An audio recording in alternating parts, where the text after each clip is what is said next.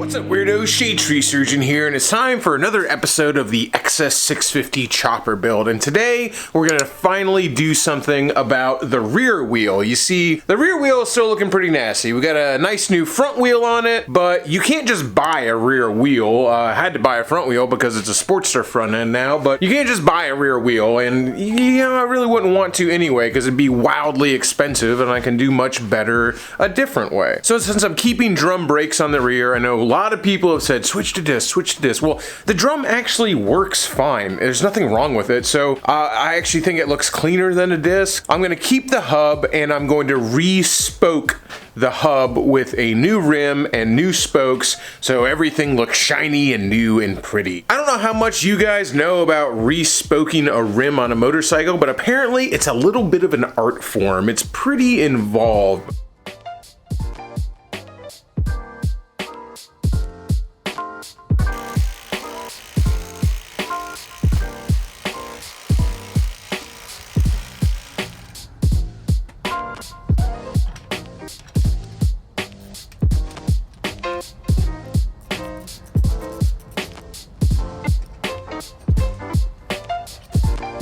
Alright guys, up here at Dime City / Mike's XS, I should actually mention that. This building houses Z1parts.com, Mike's XS, that's hard to say, and Dime City Cycles. So I always say Dime City Cycles because it's easier, but I have actually ordered all these parts for my XS650 off of Mike's XS. So if you are looking for XS650 specific parts, it's probably a better idea for you to at least look on mikesxs.com first before Dime City. But once again, if you want to pick them up in person and having them shipped and you live in Tampa, you can pick them up right here. So there's been a little bit of a change of plans. With this hub on here, I've been talking to Norton, who is the Dime City and Mike's XS resident engineer. He's been very helpful in helping me out with this, and he said, you know what? You can't just go ahead and put a new rim on this. You got to make that hub look good if you want to make your motorcycle look good, and I tend to agree with him. So today, we're basically just going to remove the rim, remove the spokes, and I'm going to take the hub back home with me and get that thing looking right. Like I said earlier in the video, spoken and true in a rim is a little bit of an art form, or at least it seems so to me. Norton's an engineer, so I don't know if he believes in art. No, I do believe in art, man. I do it every day, and that's what I enjoy, the artistic part of it. And an engineer that is also artistic is a rare breed, my friend. Well, you gotta have both. You gotta have a little bit of vision. I wish I had some more vision that a lot of other people offer, you know, and it'd be great. But you know what's so cool about it is the team. You have a team together, man. You create some pretty cool stuff. Yeah, if you guys didn't know, Norton is responsible for a lot of, not all of them, but a lot of these bikes, right? Yeah. So Norton is responsible for a lot of these amazing bikes that you see sitting around this shop. So an engineer with an eye for art. I can dig it, man. I got one half of the equation. I like art. It's just making things work that I have the problem with, bud. We just kind of slide it back and forth. Right, oh my gosh. That's it. We're done. That's it.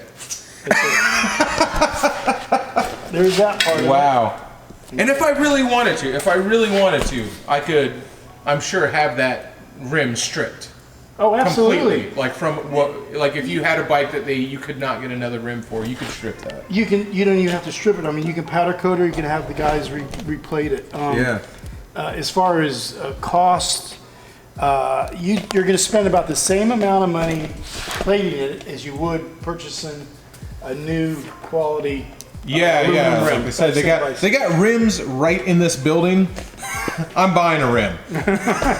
All right, guys, back in the garage. Good times hanging with Norton, though. That guy is just an absolute wealth of information. I really learned a lot, both what you saw on camera and a couple of tips he gave me off camera as well. And one of the coolest things is he gave me this little tool to use. So basically, you take this and you stick this end into a bucket full of sand, and it's a sandblaster. So he said, go ahead and have at it at that hub. He's done a lot of XS650s, and basically I want to polish the hub, which is why we didn't lace things up today. Let's hook this sucker up and see what happens. So I'll be honest, I'm really not sure what to expect. I do have long sleeves, some gloves on. I'm gonna be wearing some goggles, so hopefully I don't ruin my camera in the process.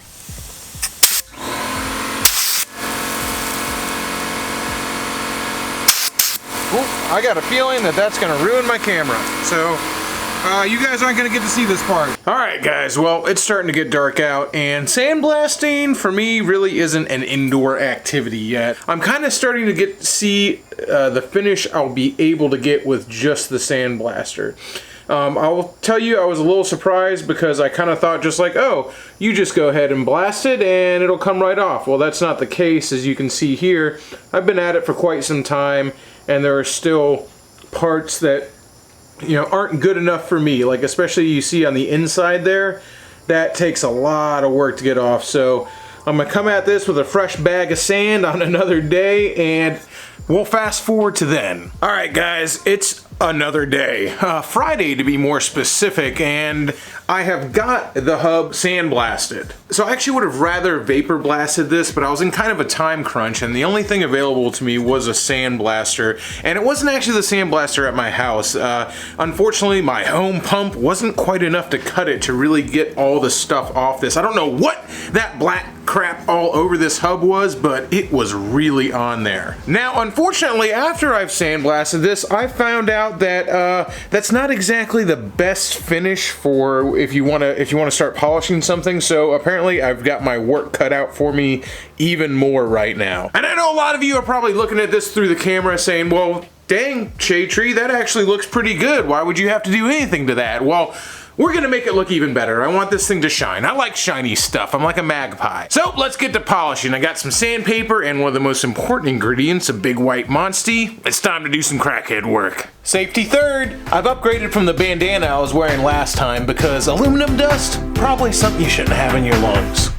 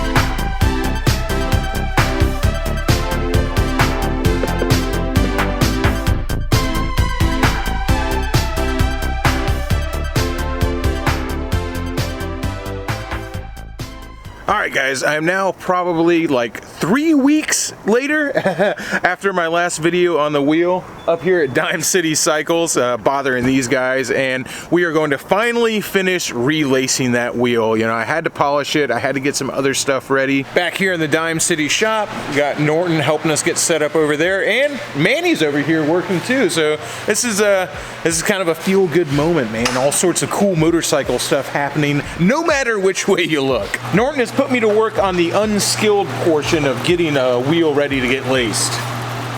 Alright, so Manny told me he doesn't have an Instagram, which I said, if you're building a motorcycle and you don't post pictures of it to Instagram, does it even exist?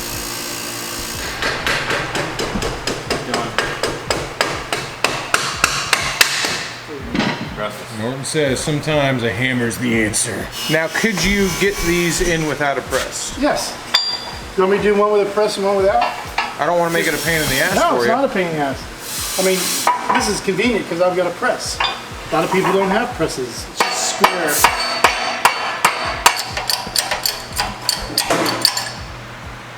It's just to the surface. And then we have to go to the next distance. Oh, okay.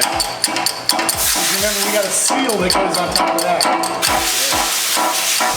All right, so very generously, Norton has agreed to, since not everybody, in fact, very few people are going to be putting them together in this shop. You're going to be ordering these at your house. So he said he'll show us how to do it without a press. And what you want to do is you want to make sure that you got it squared up. Once the bearing's squared, you're in good shape because you don't want it to have to be, if it's on an angle, it's going to bind. Right. So don't wail on the thing until you get it squared. it's square. If you've seen it go off kilter, then straighten it out before you go too far. Eventually, it'll straighten itself out because of the depth of the bearing all the way down. Right. You still made that look pretty easy, man. I'm gonna. Well, it's not hard. You just got. There's a process. You'll feel it. See. There we go. Nice, clean, smooth. Nice. Okay. Okay, spokes and all new nipples. And these are specific to this wheel, right? Correct. And it's awesome that Dime City sells these because you can't buy a new wheel. You can't just go, I'll take a new drum brake hub and a new wheel already assembled. You have to put this together.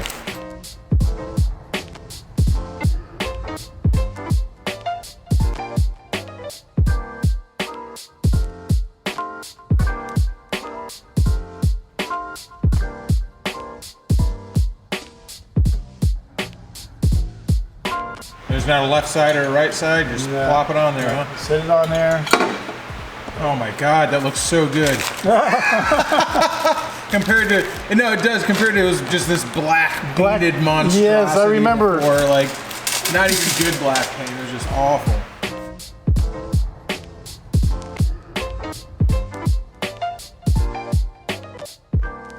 It's just crazy to me that this is like, this whole design, like wired wheels is like, since we were fucking making wagon wheels in medieval times, man. This is it. Long time ago, you're right. Like, it has not changed.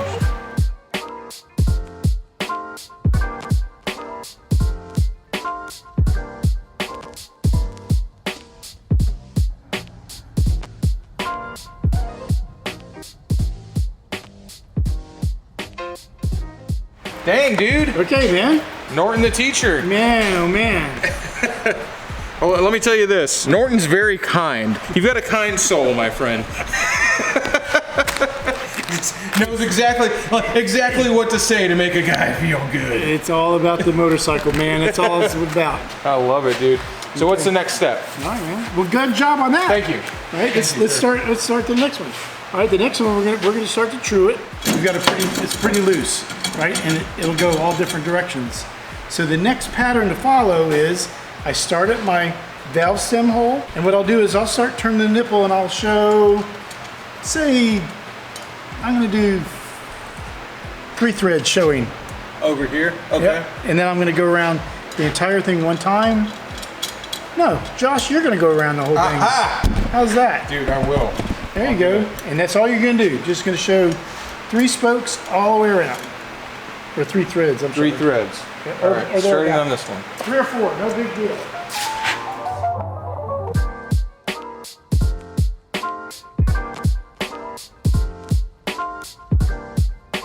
Is that Anthony I hear? Yeah, video call to say hi. Hey! Andy made the video. What's up? My man Anthony for the bowl. How you doing, brother? I'm looking like a hobo. You think you look like a hobo? Come on. Anthony, guess what I'm doing? I live here. Yeah, something tells me we might see an episode of For the Bold coming up where where Norton does this exact same thing. It's crazy how you look at it when it's before you put it on there. You're like, that's round. Yeah. And all It's of a sudden, round object. Yeah, you put it on there. You're like, oh, how could I have ever thought that that was round? That's pretty good. There's not a whole lot of things I'm working on motorcycles. Like a lot of people call it art, but it's not a whole lot of things that we call art. Like this is art. This is art. This is art. Yeah. it's a feel. That's the reason why it's so artistic. It's more of a feel than anything else. There's not a definite.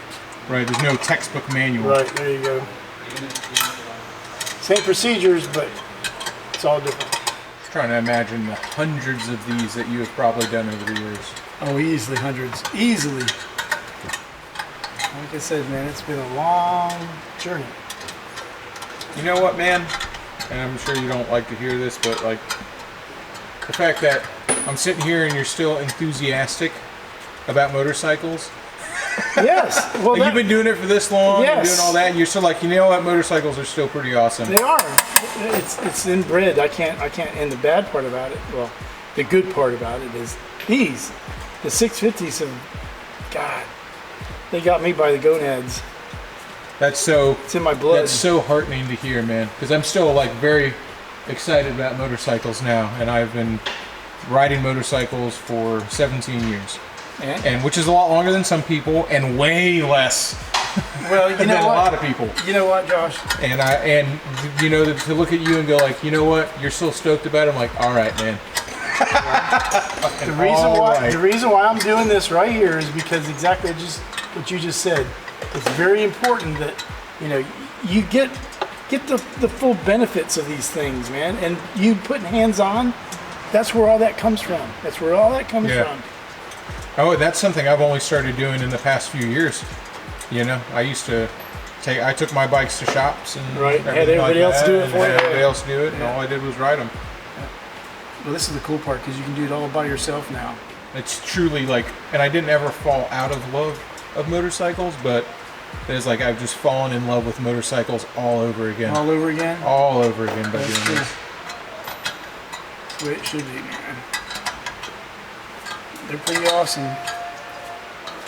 Alright guys, that's probably where I'm going to go ahead and leave this video off. Ending with Norton saying, you know what, motorcycles are just awesome. Seems as good a place as any to end this multi-week, probably over a month it took me to make this one video. If you've been paying attention to my sub counter in the background of a lot of these different clips, you've probably noticed that this isn't the most contiguous video I've ever made. Regardless of continuity errors, the rear wheel is now put together, and once again, I just got to give huge thanks to the guys at Dime City Cycles, Mike's XS, and most specifically to Norton. During this whole process of putting together this wheel, I really learned a great deal from Norton, and he is not getting paid to do that. He was staying and teaching me because he believes in what he's doing. He believes in passing along all the knowledge that he has to somebody else who's working on these bikes. And to see him and how he has that passion,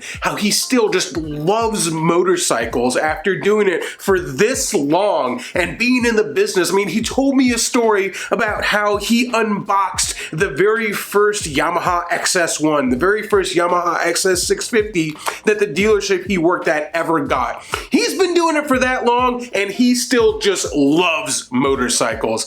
That gives me a lot of hope for the future. And when a guy like that is willing to pass along information to you and willing to share all the stuff that he's learned, it's just an absolutely beautiful thing. And he told me off camera that one of the reasons he really wanted to do it is because he's been watching my videos and he believes in what I'm doing. And a lot of times it's hard for me to accept those kind of compliments because I don't ever see myself as somebody who's inspirational or somebody who is getting people to get off their asses and doing things, even though a lot of people tell me that. But hearing that from somebody like Norton and hearing him say, you know what, with these videos, you're showing all these people that, hey, it's possible. If you just put your mind to it, you can do this. You can build a bike. You can build what's in your head. That, to me, is just that lit another fire under my ass, and it makes me want to get this bike done so much more. So like I said, huge thanks to Norton, huge thanks to the guys at Mike's XS and Dime City Cycles. Those guys, I mean, yes, they are running a business, but the people who work there are all about the community and they're all about making stuff like this happen. So make sure you go subscribe to Dime City Cycles on YouTube. They put out a lot of great content, and subscribe to my man Anthony for the Bold. He's a great dude who's been doing so some work with Dime City Cycles and the Prostate Cancer Foundation. They're actually giving away a bike. I'll have links to all that stuff so you can figure out what's going on in the description down below. And now I know it sounds like I'm just sucking their dicks for no reason, but I am not getting paid to say this. I'm legitimately saying the people who work at Dime City and Mike's XS, they're good fucking people and they believe in the community and they want people to work on motorcycles and build stuff and have fun. It's just a bunch of dudes who love motorcycles, and you know what? That's a company that I'm happy to support. Till next time, y'all, keep it weird. Oh, and P.S. You guys would probably be pissed if I didn't actually show you a complete shot of the finished product, so there's the wheel. All right, seriously, till next time, keep it weird, y'all.